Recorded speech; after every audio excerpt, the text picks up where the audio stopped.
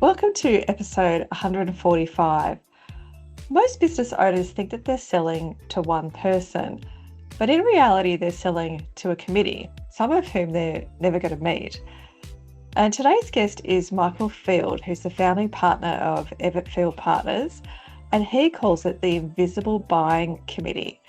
And it's one of the biggest hidden reasons that deals stall, change fails, and teams get frustrated. And in our conversation, Michael explains the invisible buying committee and why deals can stall even when your main contact loves you. We walk through the people who influence the outcome, from procurement to safety, and how to show up where they already learn. And you'll hear some real world examples.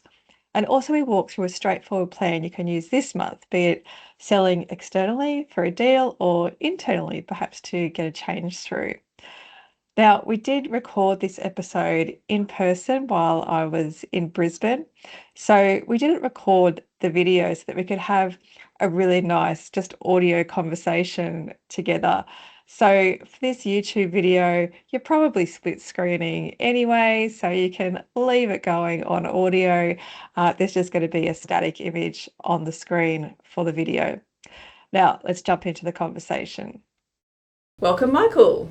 Thank you. Thanks for having me. It's great to have you here today. And I think what I'd like to start with is perhaps what is the biggest misconception that owners have when it comes to who makes the buying decision? Yeah, it's a great question. Often businesses and the salespeople or representatives of that business think that the person that they've got the closest contact with is their buyer. So they've got a relationship with somebody, they've built that relationship, they're relying on that person to act in their best interests inside the organisation. And quite often there's a cohort of people inside that business. They might not make the buying decision, but they certainly influence the buying decision, and they're very often invisible to the vendor, and particularly invisible to the salesperson. Yeah, and I don't know if this is related, but I know from business friends of mine that work more with corporates, yes. There's a lot of people in the chain, and the salesperson will build a relationship for a long time with the one contact, then they leave. Yeah. And so then they're like, oh, now I've got to try and find out who the next person is and who I build the relationship with. So is it that ongoing kind of sales process as well as the initial, how do we work out who to talk to? Yeah, it's a great question, because you can benefit from that. If a client who really values you moves to another organisation, they often will re-engage with you, which is great. But it's also a torpedo that it can kill your business. So, you know, the 101 of sales is that once you've got that contact, is you go up, across and down in terms of relationships. But that's probably not the issue. It's more important to understand who is on that executive or influence team who's got an active role or a weighting on that buying decision that you might never get to meet. So for example, a client manufacturing food packaging, they talk to procurement, they might talk to a site manager or a manufacturing or process manager, but in the third floor of the building there's a safety officer, there's a risk manager, there's a whole bunch of people who don't take salespeople calls. Yes. So I think my argument on this is that you actually need to find other ways to get your messaging to them. It's unfair to put that responsibility onto the salesperson to say, well, go and find all those people. It's more an overall marketing communication strategy to say, let's track who these people are, identify them, and find the messaging that's going to resonate with them. And that's where you would do things like this, a podcast, or speaking at events, and you cover a much wider palette of buying decisions. Because a lot of the time, the people that are in that, I love that you call it the invisible buying committee, that they don't want you to know who they are. No. They've structured their corporate life. They've actually galvanised themselves against inbound. So they've actually built defences against that in terms of job title, location, email address availability, contact number availability. They're quite often instructed at a reception level to say, look, I don't want to take any outbound calls because I'm doing this. So these are the three people I'm prepared to talk to. So a safety person would do that, a risk person would do that. They'd have their cohort of people, and a salesperson trying to get in there and argue a risk message or something like that is not going to work. So it's more an organisational question to say, we know that these people influence the buying decision. We know that it can weigh heavily on our success or failure. How do we identify who they are? How do we identify what they need to know? And how do we make sure that we're creating that message in a consistent way so we can influence them?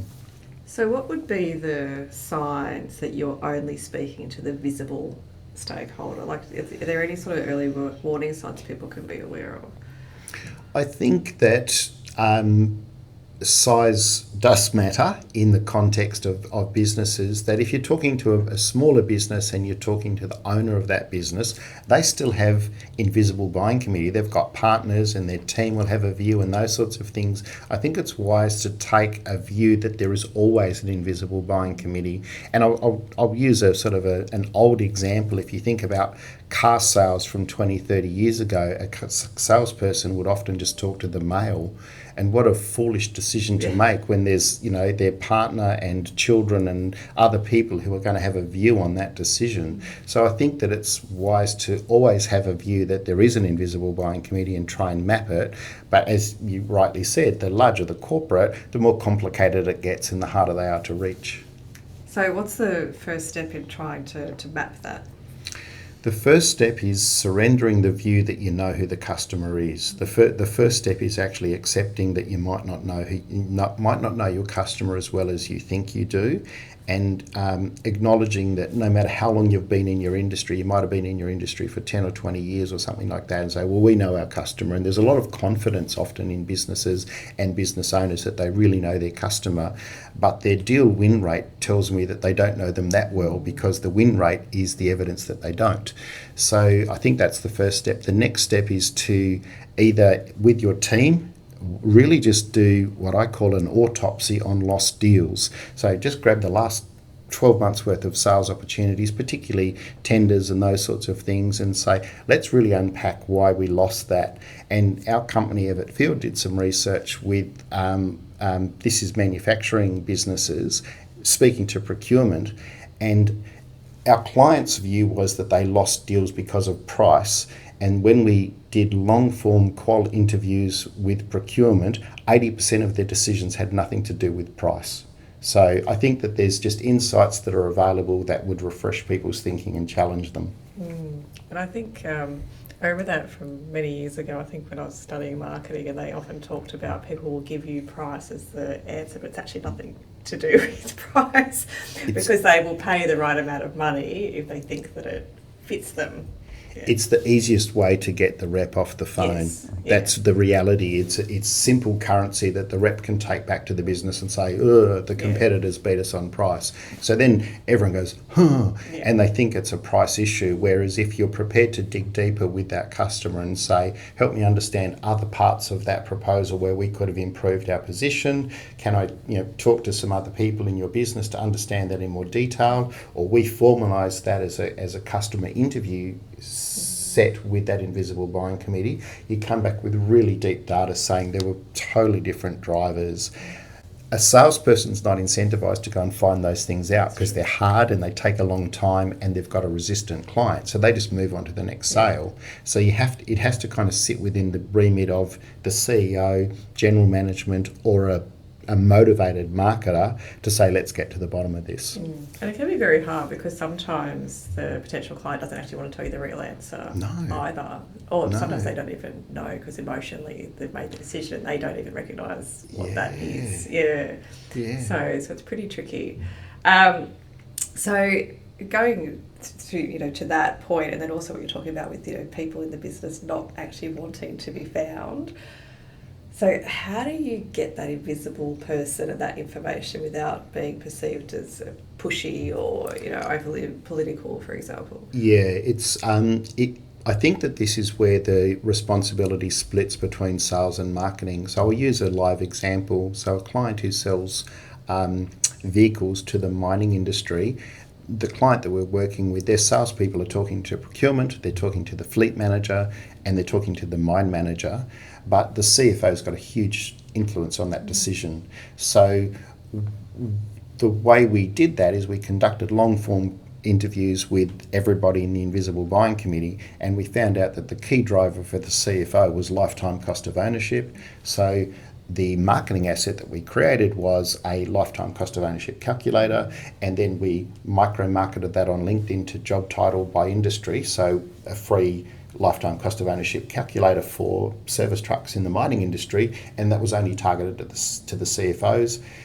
The important thing here is that they found it, engaged with it, downloaded it, and they believed that they found that themselves. They believed that it was their research. So then when they come to the senior leadership team meeting where that vendor opportunity is being discussed, that CFO comes in with the opinion that this is the right vendor for the following reasons. And I'm saying it in the right way. They don't know that that was part of the marketing strategy, and the salesperson doesn't really have to be involved in that. Yeah, because it's not like you're kind of like pushing it No. onto them. It's them actually going and saying, "Oh, that's interesting," and because you're speaking their language. Yeah. It's an education process, and I think that sales is about speed and transaction speed and volume, I guess, and size of prize, and that's how they're rewarded. But long-term sustainable client relationships come from the whole business understanding your value as a vendor. So I think that's it shouldn't be seen as a short-term ploy to win that customer over. It should be seen as a consistent part of your strategy to say they're an important audience in our marketing mix. Yeah. So are there themes that you generally see? So when you said like the CFO's interest in lifetime value, like that kind of makes sense, right? Because a finance person's going to care about that. Yeah. So there are other themes that you see that people find more important from a safety person or a finance person or procurement, etc. Yeah, the one that I find most interesting is with project managers, that they are managing business risk and personal/career risk. So project managers end up making a lot more decisions on what product goes into, say, construction sites, for example, and they're putting a lot on the line, because if the project is delayed, their reputation is impacted also. So they're managing as much of their own emotional turmoil around risk as they are of the project. And there's no amount of traditional sort of blokey mateship conversations that's going to overcome that. You need to be able to de-risk that decision for people, and you need to de-risk it for them in relation to the project and in relation to themselves. And again, I would rely on the fact that, to me, that's an education piece to say, well, first of all, does our product stack up? Does it actually de-risk it? Or is there some product development requirement here?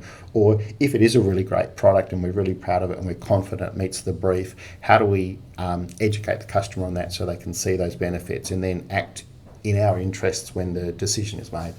Yeah, I love that. As you're talking, I'm just thinking about, whenever I speak to business owners and you talk about pain points, obviously people comes up, which is great for us in our business. Yes. But marketing is always like one of those just big, it feels like this black box voodoo kind of area that I don't know what we're doing. And so I love that you've put this together, because it's really breaking that down into here are the practical things that you can do that are actually going to market your business properly. Yeah, 100%. And you're right. For us, like marketing has always been, considered as sort of a dark art where businesses are kind of hoodwinked by the marketing folk, and it can be really disappointing and frustrating. And our view on it is that, as like in your industry, there are real measurable metrics that can be set. What does this have to achieve, and measured and reviewed? And unless you know how they were achieved, unless you know what the lever was to achieve that, then it was just luck. So our view is that if you're going to go down the pathway of mapping the invisible buying committee and codifying that and then creating content to meet the needs of each of those groups, there should be a measurable impact on lead volume, lead quality, closure rate, deal size, and also repeat purchase. You should have, it should have, and it does have a direct impact on your market share, revenue margin and market share. And if it doesn't do that, then it's just fanciful thinking. Not doing the right thing. Yeah. And you mentioned how you did those qualitative interviews. Yes. And I know that people would think, could I do that? But I would see there's benefit for an external party. What are your thoughts? How do people react to an external party coming in? Would they tell a vendor the same things that they're telling an external? Yeah, you've hit the nail on the head. We have found that repeatedly, and we've done this for hundreds of projects, and hundreds of projects means 10 to 15 interviews per project. So there's just a huge data set there that we have that experience with. And in every single instance, we have just found astonishing insights from the customer that they would never tell a vendor. And the way we explain that to our customers is to say, look, there's two issues here. One is that your customer doesn't want to reveal their cards because they don't want to make it easier for you to win their business. They need to protect their buying behaviour. The second thing is that most businesses don't have the self-discipline to not defend themselves when a customer raises a complaint. So our view is that there's a mental game that we play that everything we say to that customer should have a question mark on the end of it in the interview. So tell me more about that, help me understand that, when did that happen, what was the impact? So we act more like marriage counsellors than interviewers. There's no scaling questions on a scale of 1 to 10. We really just show deep interest in understanding their world. There is a psychological or emotional shift that happens in the interview where you hear the big, are you sure you want to hear this? And absolutely, let's hear it. And we typically ask for like 15 or 20 minutes, and they usually give us an hour, hour and a half. And the longest interview's been 3.5 hours. Oh, wow. They had a lot to say. The last rule is we never hang up. We won't terminate the call. So if they've got something to say, we just say, okay, is there anything else? So, yeah, you're absolutely right. We get given pure gold nuggets from the customer that they would never tell the vendor. Yeah. And that was something I hadn't thought about, actually, is that defensiveness. And we see that in our business with engagement surveys. So whenever we do engagement surveys, and I get it, I'm an owner of a business as well. As an owner, it's really hard when you see that not 100% of everyone is very happy with everything. Yeah. That's just the way it is. But the immediate response is obviously that, well, that's because of, or that must be, or, and yeah, we get a lot more information from the employees directly than ever comes to the managers, and I think that's probably part of it, is just that active listening and being genuinely curious and wanting to know the information without having that personal aspect to it. The owner has to, the owner of the business has to surrender all of their defences, and they have to just have an open mind and curiosity to engage with someone like yourself to say, we really want to understand what's happening with culture in the business.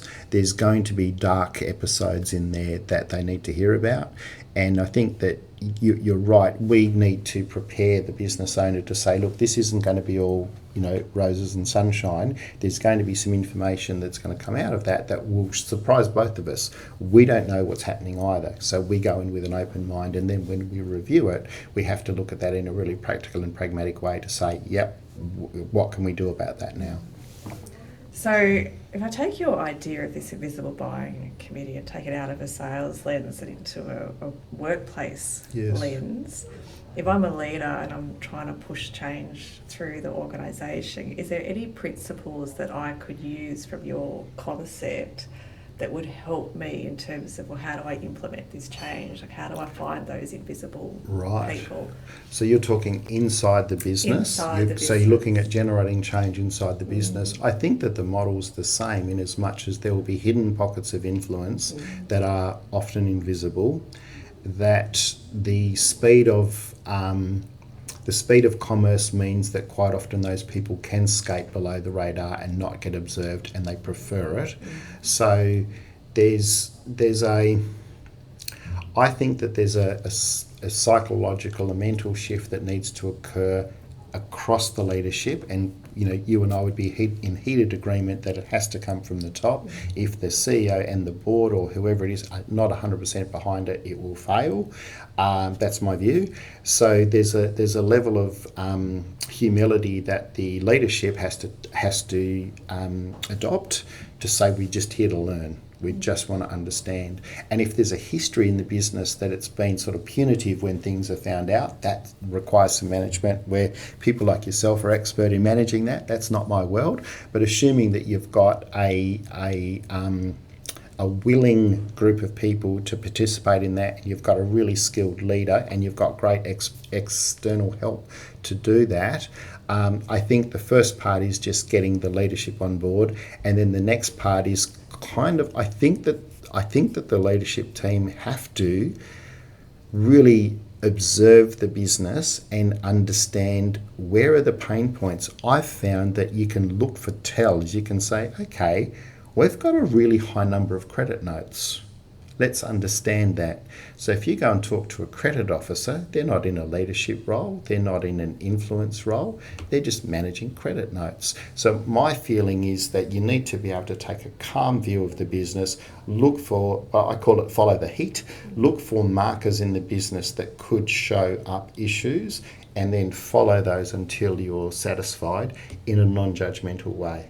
So I don't think that the business can often do that themselves. I genuinely believe that this is where businesses like yours and people with your skill set come in, because it needs somebody with a calm, level-headed capability, but a framework and the experience to deliver that.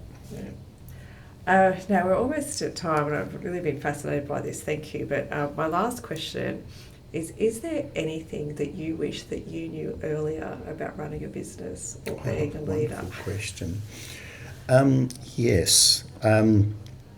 I heard a quote from, and I'm paraphrasing, so it might not be exactly accurate. I heard a quote from a business person who I really trust and admire, and they said that when a leader speaks, even if they speak with the volume of a mouse to the team, it's like a lion's roar.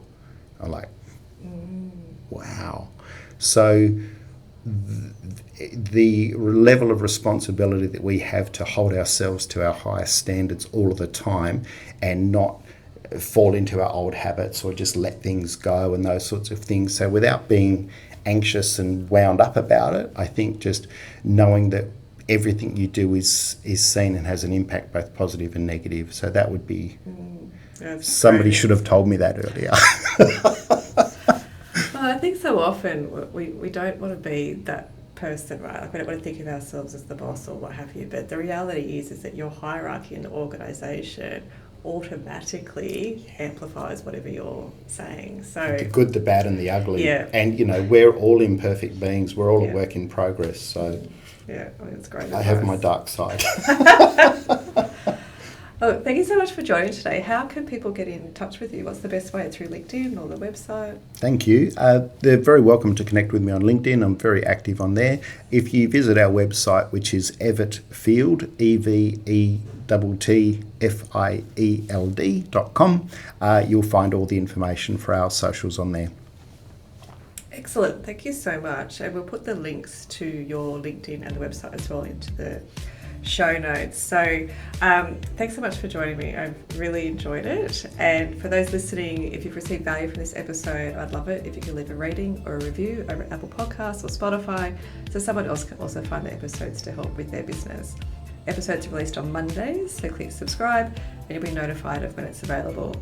If you have any feedback, questions or ideas for future episodes, head on over to amplifyhr.com.au or connect with me on LinkedIn and we can start a conversation.